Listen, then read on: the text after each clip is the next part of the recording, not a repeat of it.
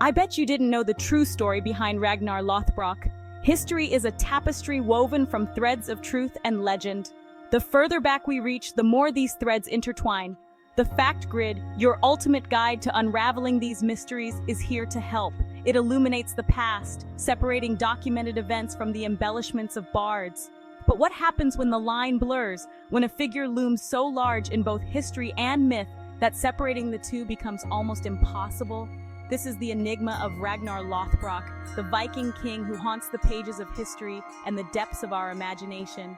Ragnar Lothbrok, a name that echoes through time, is known for his daring raids, fierce battles, and unwavering ambition. Was he a real historical figure or a figment of Norse sagas, a composite of many warriors? The question itself is a siren's call, drawing us into a world of adventure and uncertainty. Prepare yourself, for we are about to embark on a journey into the heart of the Viking Age, a time when dragon ships sailed the seas and the name Ragnar Lothbrok struck fear into the hearts of kings. If you enjoyed this glimpse into the past, don't forget to like, share, and subscribe to the Fact Grid for more epic tales and historical mysteries. The Shadow of the Great Tree, Ragnar's Origins. The mists of time shroud Ragnar's birth, obscuring the exact date and location. Some sagas claim he was born in Denmark, others in Norway.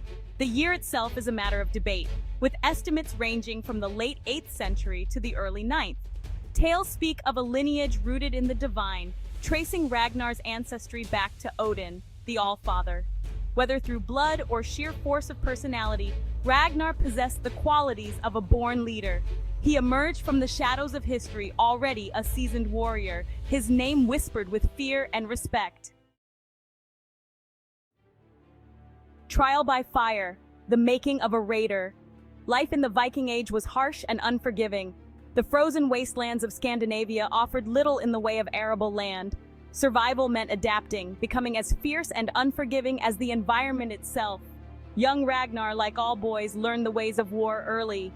He trained with axe and sword, mastering combat on land and sea. He learned to navigate by stars, read the sea, and raid efficiently. His first battle likely came as a member of a raiding party.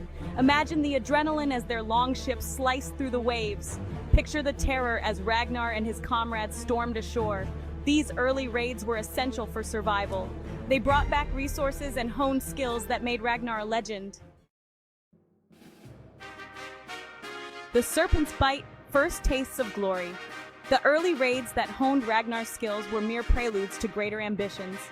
He set his sights on more audacious targets, his reputation preceding him like a storm front. One such target was the wealthy monastery of Lindisfarne, perched precariously on an island off the coast of Northumbria. It was the year 793 AD, and the monks of Lindisfarne, absorbed in prayer and study, had no inkling of the terror that was about to befall them. Ragnar's longships, adorned with fearsome dragon heads, appeared on the horizon like creatures from a nightmare. The Vikings stormed ashore, their axes gleaming in the pale sunlight. The monks, caught completely off guard, were slaughtered or taken captive. The monastery's treasures, gold, silver, and religious artifacts were plundered. The raid on Lindisfarne sent shockwaves through Anglo-Saxon England. It marked the beginning of the Viking Age in earnest, an era of relentless raiding and conquest that would last for centuries. For Ragnar, Lindisfarne was more than just a successful raid. It was a statement, a declaration of his ambition and his disregard for the old order. Section 5. A King's Ambition. The North Sea beckons. Flush with the spoils of Lindisfarne and emboldened by his growing reputation, Ragnar set his sights on even grander prizes. The kingdoms of Francia and England, rich and seemingly vulnerable, beckoned across the North Sea. He assembled a formidable fleet, its sails billowing with the wind like wings of predatory birds. Warriors, eager for glory and plunder, flocked to his banner. His raids became bolder, striking deeper into enemy territory. He sailed up rivers, bypassing coastal defenses and attacking unsuspecting settlements. The Seine, the Loire, the Thames, all felt the bite of Ragnar's ambition. He became a phantom, appearing seemingly out of nowhere, wreaking havoc, and vanishing back into the mists with his plunder. His tactics evolved beyond simple raiding. He understood the power of fear, of sowing chaos and discord among his enemies. He would demand ransoms, extorting vast sums of silver and gold in exchange for peace. Section 6, The Hammer and the Cross, England Trembles. Ragnar's attention turned increasingly towards England. The Anglo-Saxon kingdoms, divided and plagued by internal strife, proved tempting targets for his ambitions. He launched a series of devastating raids, targeting wealthy monasteries and towns along the English coast. His name became synonymous with terror, whispered in hushed tones from village to village. King Aella of Northumbria, a ruler known for his piety and his ruthlessness, became Ragnar's nemesis. The two clashed on numerous occasions, their battles becoming the stuff of legend. In one famous encounter, Ragnar's forces were caught in a storm and shipwrecked off the coast of Northumbria. Despite being outnumbered, Ragnar and his surviving warriors fought with unmatched ferocity. Section 7, Sons of Ragnar, a legacy forged in blood. As Ragnar's legend grew, so too did his family. He fathered numerous sons, each one a chip off the old block, eager to prove themselves in battle and carve out their own destinies. Their names, Ivar the Boneless, Bjorn Ironside, Sigurd Snake in the Eye, would become synonymous with Viking ferocity and ambition. These were not sons content to rest on their father's laurels. They inherited his thirst for adventure, his strategic brilliance, and his unwavering determination. They led their own raiding parties, expanding the reach of Viking influence across Britain and beyond. Ivar the Boneless, a cunning and ruthless strategist, would play a pivotal role in the eventual conquest of York, establishing a Viking stronghold in the heart of England. Ragnar's sons were both a blessing and a curse. They ensured the continuation of his legacy, carrying his name and his ambition across the seas. Section 8. The price of legend, betrayal, and a king's demise. Even legends are not immune to the vagaries of fate. Ragnar's luck, it seemed, finally ran out when he once again clashed with his old nemesis, King Aella of Northumbria. The circumstances of his capture are shrouded in mystery and contradiction. Some accounts claim he was betrayed by close allies, his ambitions ultimately undone by the very ruthlessness that had propelled his rise to power. What is certain is that Ragnar met his end in a Northumbrian dungeon, condemned to die in a pit of venomous snakes. As the serpents sank their fangs into his flesh, legend has it that Ragnar laughed in defiance, his voice echoing through the stone halls. He knew that his death would not be the end, that his sons would avenge him, unleashing a storm of fury upon those who had dared to challenge his might.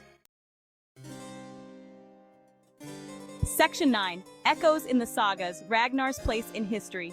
The question of Ragnar's historicity continues to spark debate among historians and archaeologists.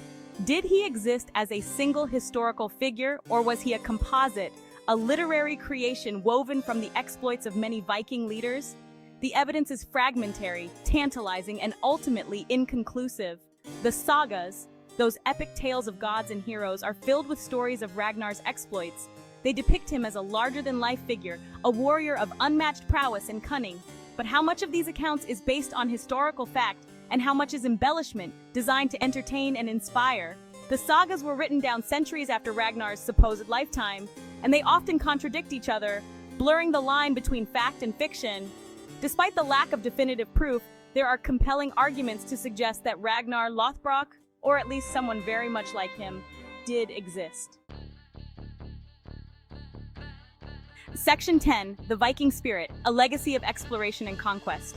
Whether a historical figure or a literary creation, Ragnar Lothbrok embodies the spirit of the Viking Age. He represents the audacity, the thirst for adventure, and the unyielding determination that characterized these remarkable seafarers. The Vikings were more than just raiders and plunderers. They were skilled navigators, traders, and explorers, driven by a curiosity about the world beyond their own shores. They established trade routes that spanned from North America to the Caspian Sea, exchanging goods, ideas, and cultural practices along the way.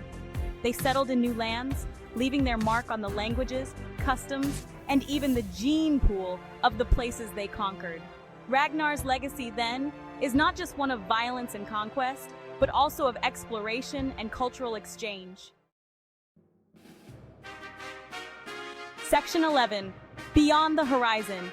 The enduring fascination with Ragnar Lothbrok. Centuries after his death, Ragnar Lothbrok continues to fascinate and inspire. His story, shrouded in mystery and imbued with epic grandeur, speaks to something deep within the human psyche. We are drawn to tales of adventure, of individuals who defy convention and carve their own destinies through courage and cunning. Ragnar's legacy has been kept alive through countless books, films, and television shows.